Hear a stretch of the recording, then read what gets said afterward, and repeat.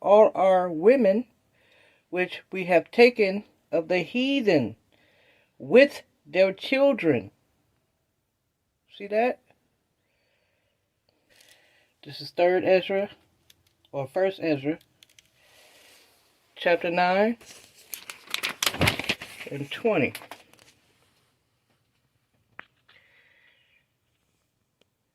And they gave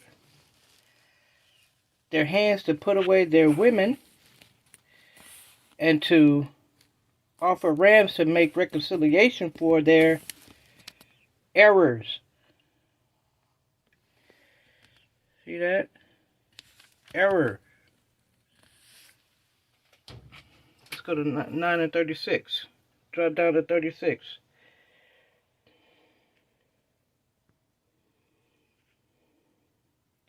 And all these had taken strange women, and they put them away, and their children. See that? And the children. This is Hosea, chapter 2, verse 2. Plead with your mother. Plead, for she is not my wife, neither am I her husband. Let her therefore put away her whoredoms out of her sight, and her adulteries from between her breasts. Now, what are whoredoms? What is the Most High talking about? Put away your whoredoms. Let's see. Let's go back into the Sefer. Tobit 4 and 12. Beware of all whoredom, my son, and chiefly take a woman of the seed of thy fathers, and take not a strange woman to be your woman, which is not of thy father's tribe, for we are the children of the prophets Noah, Abraham, Isaac, and Jacob. Remember, my son, that our fathers from the beginning, even that they have all married women of their own kindred, and were blessed in their children, and their seed shall inherit the land. Okay? So the whoredom that he was speaking about in Hosea chapter 2 and 2, Tobit 4 and 12 explains to you what the whoredom he was talking about. Okay? Let's go back in here. Let's go back to let's go to Acts. Acts chapter 2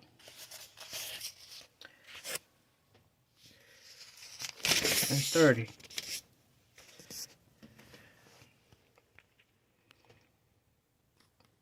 Therefore, being a prophet, and knowing that Elohim had sworn with an oath unto him that of the fruit of his loins according to the flesh, he would raise up a Mashiach to sit on his throne.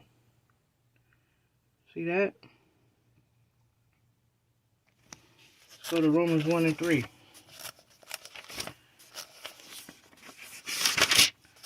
This is Romans chapter 1, verse 3.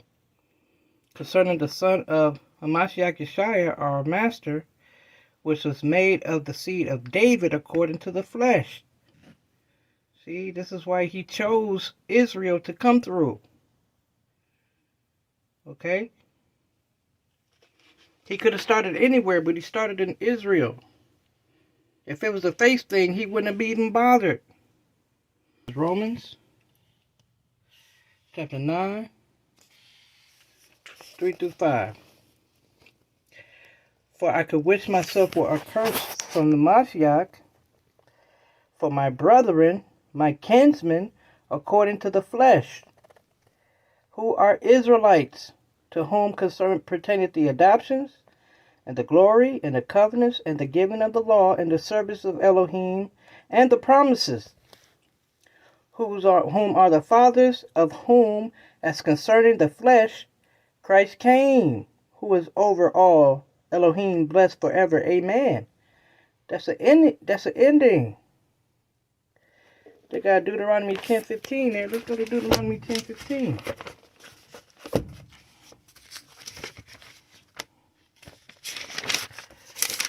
and see what they're addressing. Deuteronomy 10. This is Deuteronomy 10:15. Only the master had delight in thy fathers to love them, and he chose their seed after them, even you above all people, as it is written, as it is this day. See?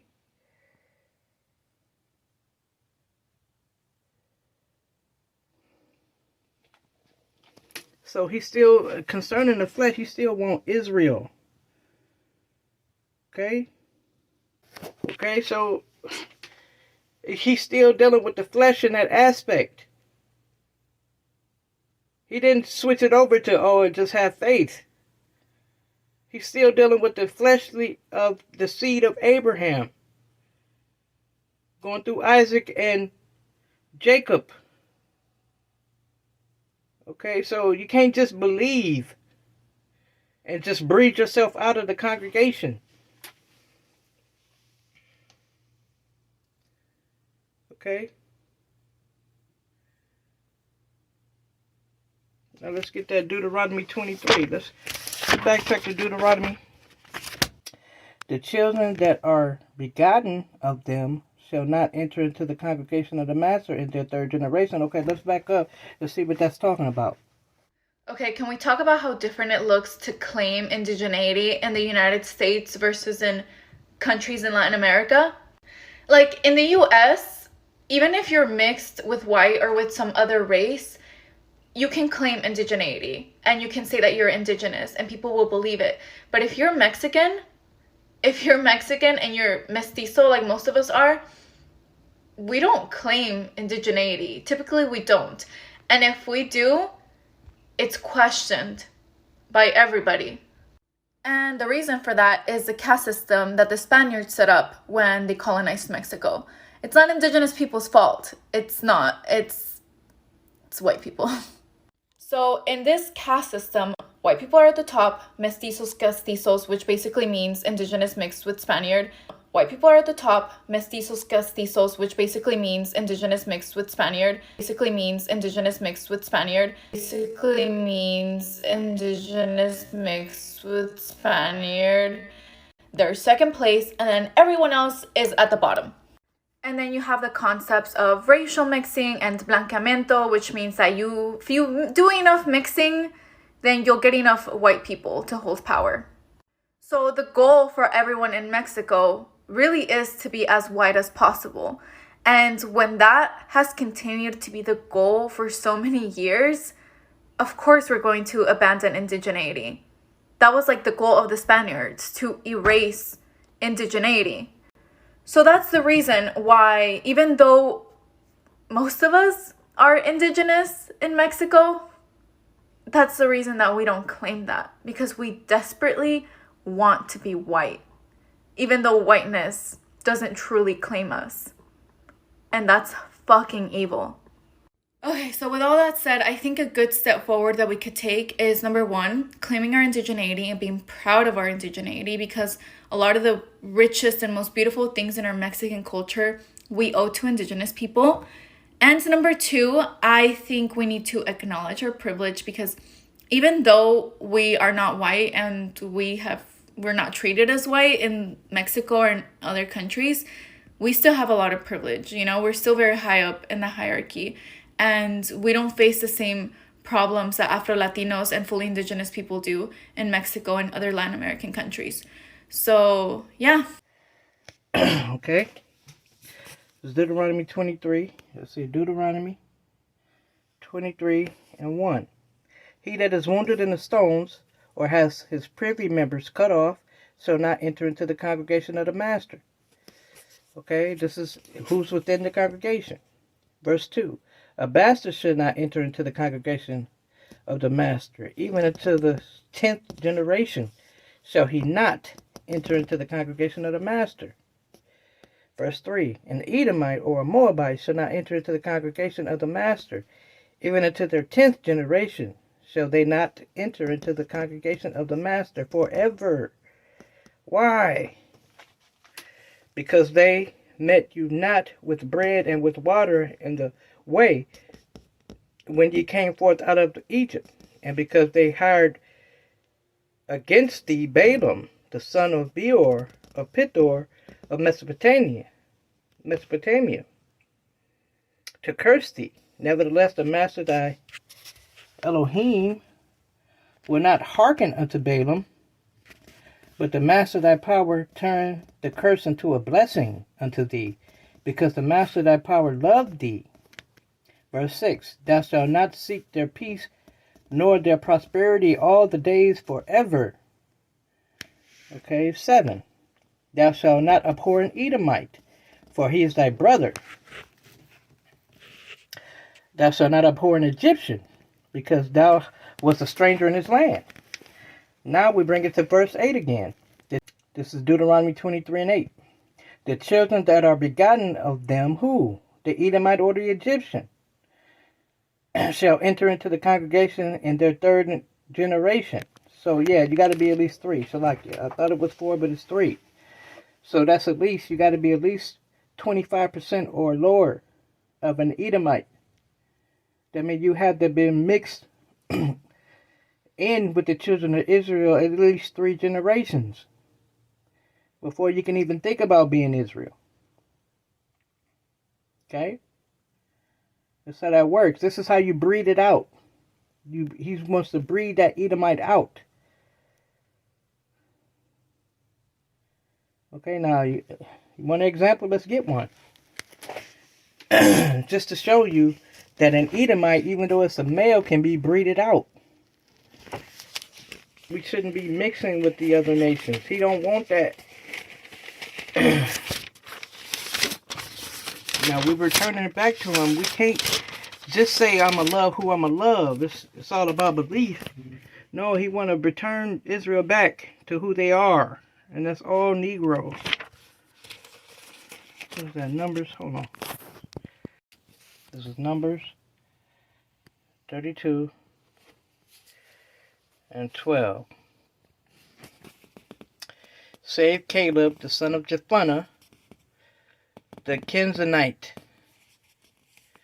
and Joshua, the son of Nun, for they have wholly followed the Master. Okay? Let's get another one. Now, this is further up in the story. You'll read how they got Israel to stop not having faith in the Most High to deliver their enemies into their hand. Caleb was one of those people that did that. But Joshua was the son of Nun, which was an Israelite. Caleb, the son of Jephunneh, Kenizzite. Okay? Get one more on that, because he ain't done. He all in the book of Judges. Right? But I want to get one more with that. Joshua, chapter 14. And 6. The children of Judah came into Joshua and Gilgal, and Caleb, the son of Jephunneh, the Kenizzite, said unto them, Thou knowest the thing that the Master said unto Moses, the man of Elohim, concerning me and thee in Kadesh Barnea. Okay, he's talking about when he get an inheritance in Israel. Okay? Caleb, son of Jephunneh, got an inheritance in Judah. Okay? Now, this is an example how the other nations bred themselves out and became Israel. But they had to cleave to Israel. They had to be breeded out. And they was breeded out through the females. Okay? Third or fourth generation. Deuteronomy 32:9, for the Most High's portion is his people. Jacob is the allot of his inheritance. Jeremiah 10:16, the portion of Jacob is not like them. Separate. For he is the former of all things, and Israel is the rod of his inheritance. What's his